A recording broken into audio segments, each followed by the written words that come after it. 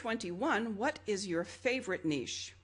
So, what's a good niche fit? What works for you? What do you enjoy doing? And what parts of the market and what parts of the job are really, really exciting for you and a lot of fun? And, that is really, really important because we spend our days in our in our business, and our business is an important part of our life. It's not something extra we do when we're alive. It's a real important part of that. And having something that really works for you, that you enjoy doing, is really important. And in real estate, there are so many different avenues that you can travel, so many routes that you can go. There, and so many people in real estate really don't have a direction.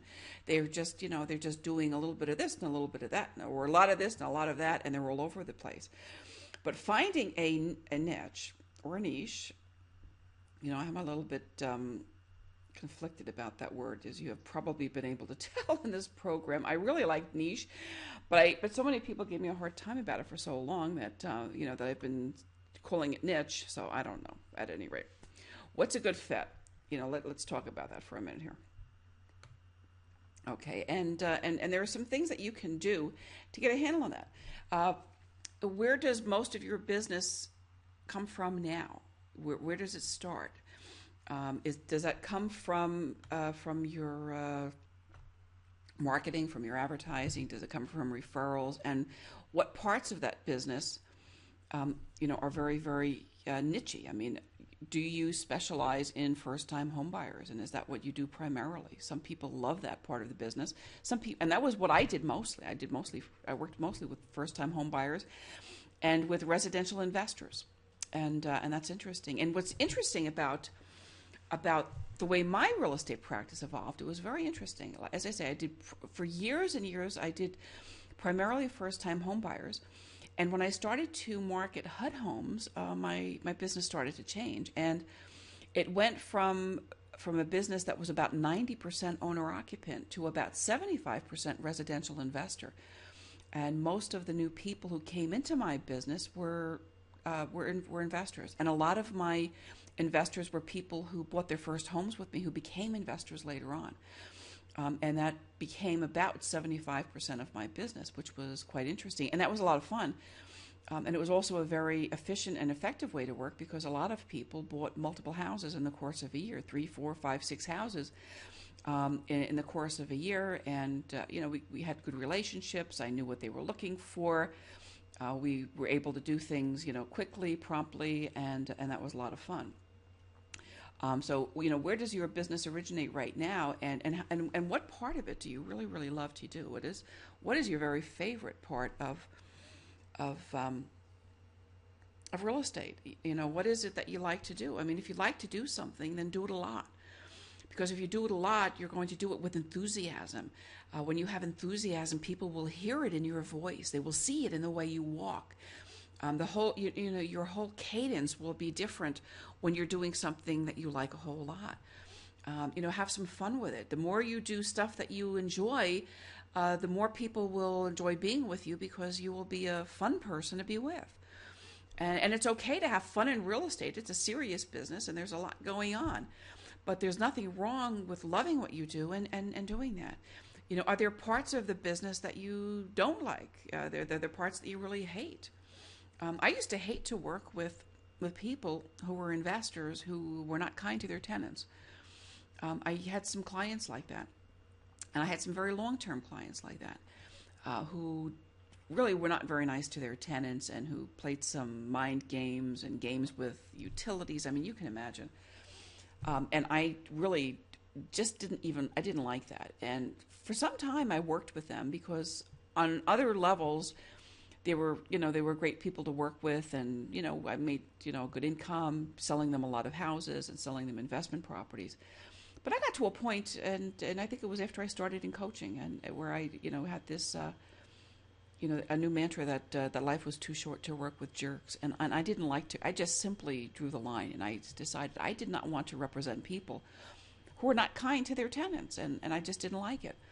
you know, anyway, that was the part of the business I didn't like at all, and I fired them all. I just stopped working with them. I wouldn't take their listings anymore. I wouldn't sell them more houses, and they had to find somebody else because I just didn't want to do that anymore. And I was taking a risk at the time. It felt like I was taking a risk because I was letting people go, and some of the people, a couple of them in particular, were people I did a lot of business with, and so I was really giving up a good chunk of income by declining to do business with them. But I'll tell you, that whole let go and more will come into the space thing happens, and I had room in my real estate business at that time to do more stuff with more people that I liked, and more people that I liked and respected and adored came into my business right after I did that. So if there's something you hate, or if there are people in your business that you don't like, let them go. Because you know what happens when this whole referral thing works like that. When you get referrals from people that you don't like, it's more of the same, I don't like this kind of stuff. And you'll get more referrals, but you'll get more referrals of stuff you don't like. So when you're working with referrals and you're working with people you do like a lot and you're having a lot of fun with them, then you're more likely to get referrals that are really more like that. And that's how that whole law of attraction thing works. And that's pretty neat. Take a look at your market. Who dominates your local market right now in the area that you enjoy the most? And what are they doing? Go back to that exercise that we had before. If somebody was going to be selling your house, who would you be looking for? Take a look at that on a niche by niche basis. Who's dominating that local market? What are they doing that's great? And what is bringing them to that domination status? What is making them own the market? And what do you need to do to own the market? Chances are, I'll tell you what, I don't care what anybody's doing in any market right now to dominate that. There's always room for somebody else to come in who's doing something better. There is always something that you can do with an integrated marketing program that people aren't doing. I don't see many people at all using webinars, live webinars, automated webinars. Those are really, really easy things to do. I see very, very few real estate agents doing really serious work with lead magnets and putting together reports and good stuff that really is meaningful to people, that isn't just a lot of junk. So I don't care who's dominating the market right now. If there's a place where you have a really good fit, that you enjoy working, that's really, really great, you can own it if you want to. You just have to make a plan about that. Keywords are part of the plan when you're working online. Of course, you can go over to Google Keyword Tool, and you can check out and see who's ranking for what.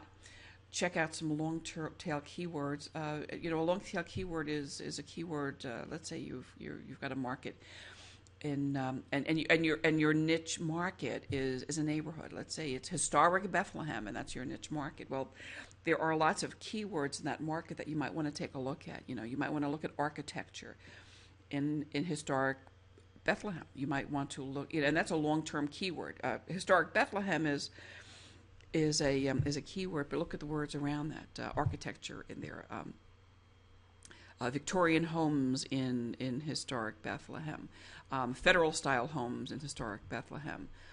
Where did Paul Revere sleep in historic Bethlehem? There are many different types of keywords that you can use around your market. So you might want to go and see what those search patterns look like in the Google Keyword Tool, and see what that looks like. If you don't know a lot about Google Keywords and Google Keyword Tool, I do have a free course over on my website, and I'll make a note to put a link down there, and I'll see if there's a Google Keyword Tool. I'm sure I have a video about that, and I'll put a link down below so that you can look at that in more depth if you like. There's one other thing that I will suggest, and I will also do that. I'll make a note about that. I forget who the author is, but read a book called The Passion Test. And I'll put the link below, as I say, I forget the author's name. But The Passion Test is a really good book for coming to terms with what really drives you, what motivates you, what makes you good at what you do. Well, part of what makes you good at what you do is knowing what you like to do and then honing those skills and doing it better. And that's a really good book. And it's there's lots of narrative and there are exercises. And I read it back in 2006, and I think I'm about ready to reread it because I've, had an interesting journey since then. And I'm doing different things since then. But I had some real ahas when I read the book, some very, very keen revelations about the direction I wanted my own life to take.